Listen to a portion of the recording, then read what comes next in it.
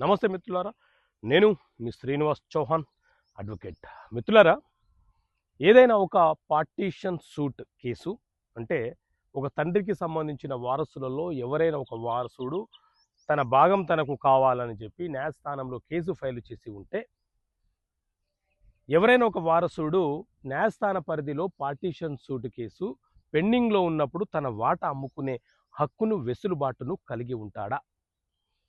తన బిడ్డల పెళ్ళిళ్ళ కోసమో, లేకపోతే తన పిల్లల చదువుల కోసమో, తన పిల్లలు విదేశాలకు వెళ్తున్నారనో, తన వాటా ఏదైతే ఉందో అది అమ్ముకునే అవకాశం ఉంటుందా? అంటే మిత్రులారా, మన దేశంలో ఆస్తి బదలాయింపుల చట్టం, ట్రాన్స్ఫర్ ఆఫ్ ప్రాపర్టీ యాక్ట్ అనే చట్టం ఉంది.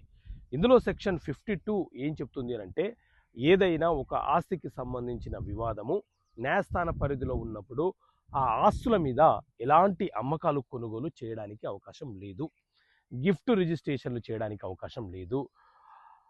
అలాగే ఇతర వీలునామాలు కానీ రిజిస్టర్డ్కి సంబంధించి ఒక పర్సన్ నుంచి మరొక పర్సన్కి హక్కులు బదలాయించే చర్యలు చేపట్టకూడదు అని చెప్పి transfer of property act section 52 చాలా స్పష్టంగా చెప్తుంది. రీసెంట్గా పాట్నా హైకోర్టు కూడా ఇదే అంశాన్ని ప్రస్తావించింది.